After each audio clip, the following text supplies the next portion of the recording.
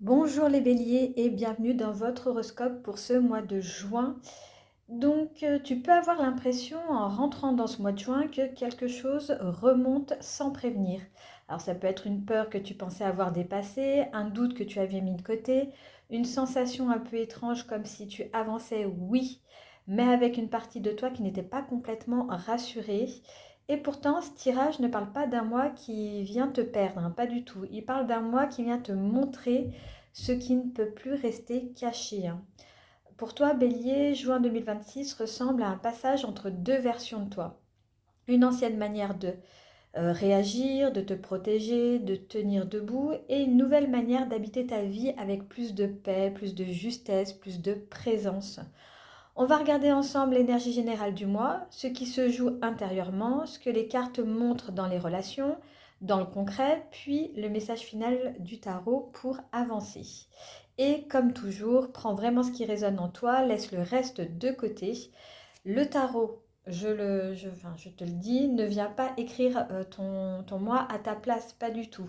Il vient éclairer les énergies en présence pour que tu puisses observer ce qui se joue et choisir ce que tu en fais. Alors, on va commencer tout de suite avec l'énergie générale du mois et nous avons la lune. Et là, on sent déjà que juin ne démarre pas forcément dans quelque chose de parfaitement clair avec la lune, hein. Cette carte, c'est des zones floues, hein. C'est des ressentis profonds. C'est des choses qu'on perçoit sans toujours pouvoir les expliquer, hein. C'est l'intuition, c'est aussi la peur, hein. C'est ce moment où tu sens bien qu'il y a quelque chose, mais tu ne sais pas encore si tu dois faire confiance à ce que tu ressens ou si ton mental est en train de te raconter une histoire, hein. Alors pour toi, Bélier, qui a souvent besoin d'avancer, de décider, d'agir, de trancher, cette énergie peut être vraiment inconfortable, hein, parce que la Lune ne donne pas une réponse toute nette, hein. Elle ne dit pas vas-y maintenant, elle dit plutôt regarde ce qui bouge sous la surface, hein. Et ça, et c'est peut-être ça en fait le premier message du mois, hein. En juin, il ne s'agit pas forcément d'aller plus vite, il s'agit d'écouter mieux. Tu peux sentir des peurs ressurgir, des inquiétudes anciennes, peut-être une peur de te tromper, une peur d'être abandonné, une peur de ne pas être choisi, une peur de ne pas être à ta place. Ça peut toucher une relation, ça peut toucher un projet, une décision ou simplement ton rapport à toi-même, hein. Mais attention, la lune ne dit pas que tout ce que tu ressens est faux, hein. Elle dit que tout ce que tu ressens demande à être observé avec douceur. Parce qu'une peur n'est pas forcément une vérité. Mais une peur, c'est toujours une information. Et c'est là que ton moi commence, avec une information intérieure que tu ne peux plus ignorer. Alors tu peux avoir des signes, des rêves, des intuitions, des sensations corporelles, des petits malaises, des hésitations, comme si quelque chose en toi disait attends, il y a encore une partie de cette histoire que tu n'as pas encore regardée. Ce n'est pas pour te bloquer, c'est pour t'éviter de repartir exactement comme avant. La deuxième carte, celle de ce qui se joue intérieurement, on a la mort. Et là, on ne va pas faire semblant, hein. La mort après la lune, c'est quand même puissant, hein. C'est quelque chose qui remue, hein. On passe de ce qui remonte dans l'ombre à ce qui doit se terminer. Pas forcément une fin extérieure voilà, grandiose, pas forcément une rupture ou une démission ou un grand événement visible, hein. Parfois, la mort, elle parle d'une fin plutôt intérieure, de quelque chose qui meurt à l'intérieur de soi. Ça peut être la fin d'un attachement, la fin d'un vieux réflexe, la fin d'une attente, la fin d'une version de toi qui a beaucoup tenu mais qui ne peut plus continuer comme ça. Il y a quelque chose qui doit mourir symboliquement en juin pour faire de la place. C'est ça la mort aussi, hein. Et je sais que le mot peut secouer, mais ici ce n'est pas une carte de punition, c'est vraiment une carte de libération. La mort, elle vient dire, tu ne peux pas accueillir le nouveau si tu continues à serrer l'ancien contre toi. C'est pas possible. Et c'est peut-être là que ça pique un peu. Parce que l'ancien, même quand il fait mal, on le connaît. Une vieille peur, on sait comment elle fonctionne.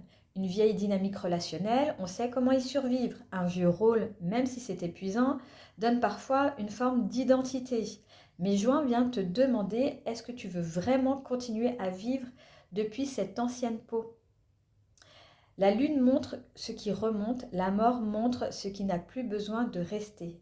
Alors, c'est pas forcément confortable, parce que parfois, laisser mourir quelque chose, il faut l'accepter. Il faut accepter de ne pas tout contrôler pendant quelques instants. Il faut accepter le vide entre l'ancien et le nouveau. Et toi, Bélier, tu peux être très fort pour démarrer, mais parfois tu veux démarrer sans avoir vraiment laissé partir ce qui devait se terminer en fait. Tu veux avancer avec les valises encore pleines et le tarot te dit non, là il faut vraiment alléger. C'est un mois où tu peux prendre conscience d'un schéma aussi. Peut-être que tu réagis toujours de la même manière quand tu as peur, peut-être que tu attaques quand tu te sens vulnérable, peut-être que tu fuis quand ça devient trop émotionnel, peut-être que tu veux une réponse immédiate parce que l'incertitude te réveille quelque chose de très ancien. Et la mort vient vraiment te dire tu n'as plus besoin de te défendre comme avant. Ça, c'est une phrase importante pour cette lecture. Tu n'as plus besoin de te défendre comme avant. Parce que la suite du tirage n'est pas dure, tu vas voir. Elle est même très belle, mais elle demande une maturité émotionnelle. En amour et dans les relations, tu as donc le roi de coupe. Et cette carte, pour un bélier, elle est très intéressante. Parce que le roi de coupe, ce n'est pas quelqu'un qui n'a pas d'émotion. C'est quelqu'un qui a appris à rester présent, même quand ça bouge à l'intérieur. Il y a une mer derrière lui, parfois agitée, parfois profonde, mais lui ne se laisse pas emporter par chaque vague. Il ressent, mais il ne se noie pas. Il aime, mais il ne perd pas son centre. Il accueille, mais il ne s'oublie pas. Dans tes relations en juin, il peut y avoir une invitation à ne pas réagir trop vite. Et je vais te le dire simplement, pour toi, ça peut être vraiment un vrai défi, hein, parce que quand quelque chose te touche, tu peux avoir envie de répondre, de clarifier, de provoquer la discussion, de faire bouger les choses maintenant. Tu peux te dire, on ne va pas rester dans ce flou pendant 3 siècles, hein, ça va bien, hein. Et sur le fond, je te comprends, parce que je suis peut-être pas bélier, mais c'est vrai que quand il y a quelque chose de flou, moi j'aime éclaircir les choses, quoi. Mais le roi de coupe, lui, te dit, attends de savoir ce que tu ressens vraiment avant de parler depuis la blessure. Parce qu'avec la lune en énergie générale, certaines perceptions peuvent être amplifiées. Tu peux croire qu'une personne te rejette alors qu'elle est juste silencieuse. Tu peux croire qu'une situation est perdue alors qu'elle est seulement en transition. Tu peux croire qu'il faut provoquer une réponse alors que la vraie réponse est peut-être en train de mûrir. Le roi de coupe ne te demande pas de te taire, il te demande de parler depuis un moment plus stable. Dans une relation amoureuse, ce mois peut réveiller beaucoup de choses. Des émotions anciennes, des besoins de sécurité, des attentes, peut-être même une envie d'être rassuré. Mais la carte ne montre pas une énergie immature. Elle montre une possibilité de maturité. Si tu es en lien avec quelqu'un, il peut y avoir un besoin de ne pas confondre intensité et vérité. Parce qu'une émotion intense n'est pas toujours une direction. Parfois, c'est une vague qui demande à être traversée avant de décider. Si tu es célibataire ou dans une situation floue, cette carte peut aussi parler d'un amour plus calme, plus profond ou d'une manière plus apaisée d'envisager un lien. Peut-être que juin te pousse à ne plus chercher uniquement ce qui te stimule, ce qui t'embarque, ce qui crée une montée d'adrénaline. Peut-être que tu commences à désirer quelque chose de plus stable émotionnellement.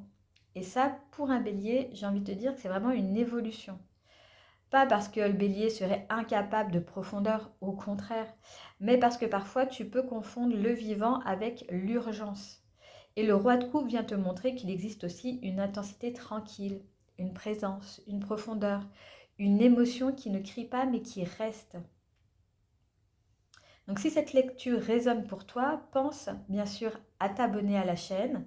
Chaque mois, je proposerai ces lectures signe par signe pour regarder ce que le tarot vient éclairer dans les énergies du moment, dans les relations, dans ce qui bouge à l'intérieur et dans ce qui peut s'ouvrir ensuite.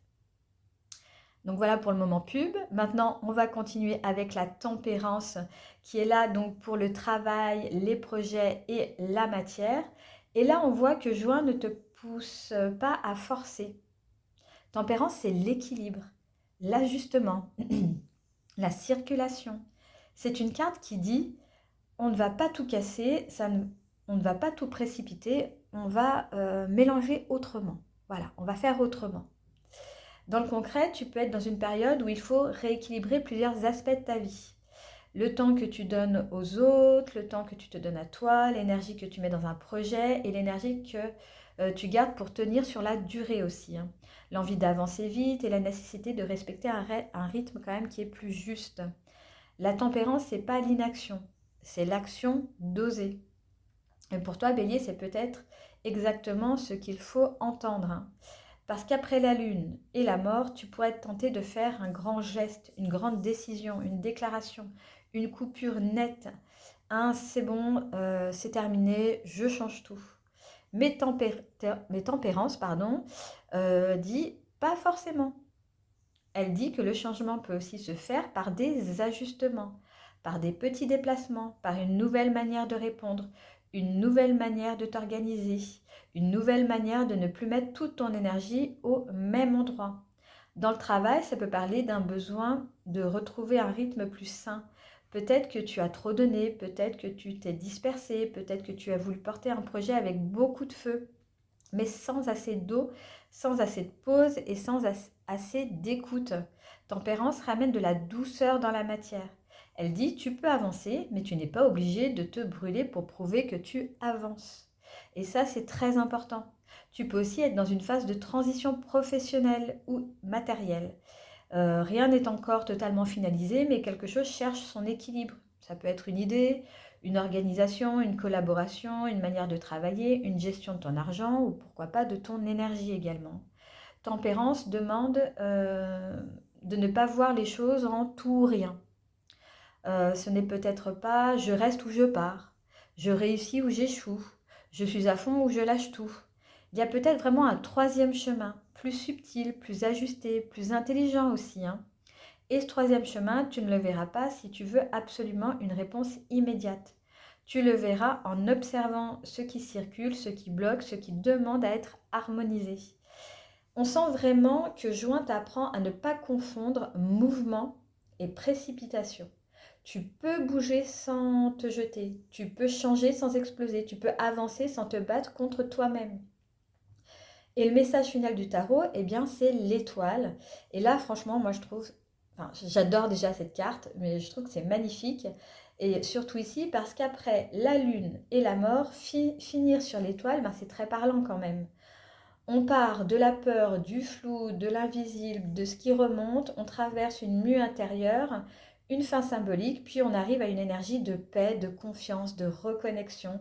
L'étoile, c'est la carte qui te dit tu peux revenir à quelque chose de plus simple, de plus vrai, de plus aligné avec toi. C'est une carte de guérison, mais pas dans le sens spectaculaire, jamais, hein. Pas dans le sens où tout est réparé d'un coup, plutôt dans le sens où tu recommences à respirer. Tu recommences à sentir que tu as une place, que tu n'as pas besoin de te déformer pour être accepté, que tu n'as pas besoin de courir après ce qui ne te nourrit plus. L'étoile, elle parle d'une vérité intérieure très douce. Elle dit, ta place existe, mais tu ne peux la trouver en restant accroché à ce qui t'éloigne de toi. Et c'est peut-être le cœur de ton mois de juin, le bélier. Tu ne vas pas retrouver ta place en forçant une porte fermée. Tu ne vas pas retrouver ta place en exigeant une réponse qui ne vient pas. Tu ne vas pas retrouver ta place en luttant contre une peur sans jamais l'écouter. Tu vas retrouver ta place en te déposant un peu plus dans ce qui est juste pour toi. Et ça, et c'est là que l'étoile, elle est très belle. Elle ne force rien, elle verse l'eau, elle laisse circuler. Elle est nue, elle est vulnérable, mais elle n'est pas faible. Elle ne porte pas d'armure, elle n'a rien à prouver. Et peut-être que c'est ça le grand passage pour toi ce mois-ci. Arrêtez de croire que ta force vient uniquement de ta capacité à agir, à tenir, à décider vite, à encaisser. Ta force peut aussi venir de ta capacité à rester ouvert sans te perdre, à ressentir sans te noyer, à laisser partir sans te durcir, à avancer sans te couper de toi. Avec la lune, tu regardes tes peurs. Avec la mort, tu laisses mourir une ancienne version de toi. Avec le roi de coupe, tu apprends à rester maître de tes émotions sans les étouffer. Avec tempérance, tu ajustes ton rythme dans le concret. Et avec l'étoile, tu retrouves une place plus juste. Donc pour toi, pour ce mois de juin, C'est vraiment pas un mois où tu dois tout contrôler. C'est un mois où quelque chose doit être écouté. Et si je devais résumer cette guidance en une seule phrase, ce serait ce que tu crois être une perte de repère et peut-être le début d'un retour à toi. Alors ce mois-ci, observe ce qui remonte, ne le juge pas, ne te juge pas, ne te juge pas trop durement. Accepte de traverser le doute et ne laisse pas tes peurs décider à ta place. Demande-toi simplement qu'est-ce qui en moi n'a plus besoin de survivre comme avant. Qu'est-ce qui doucement est en train de retrouver sa lumière. Tu peux écouter aussi ton ascendant, ton signe lunaire. Si tu sens que cette lecture t'a parlé sur un plan plus intérieur, parfois le signe solaire parle de ce qu'on traverse dans la vie visible, l'ascendant parle de la manière dont on avance et la lune vient toucher quelque chose de beaucoup plus émotionnel, hein. Donc, pour toi, Bélier, le mois de juin semble te dire, tu n'as pas besoin de tout comprendre tout de suite, tu as besoin d'écouter ce qui se révèle, de laisser partir ce qui a terminé son rôle et de revenir petit à petit à ta vraie place. Donc voilà, on a fini avec ce taroscope donc, pour le mois de juin. J'espère qu'il vous aura plu. Si c'est le cas, surtout n'hésitez pas à liker cette vidéo, à la partager peut-être à un bélier qui en aurait besoin, ou de nous mettre en commentaire ce que toi tu traverses en ce moment. En tout cas, moi je te laisse ici. Je te souhaite un excellent mois de juin et je te retrouve très vite dans une prochaine vidéo.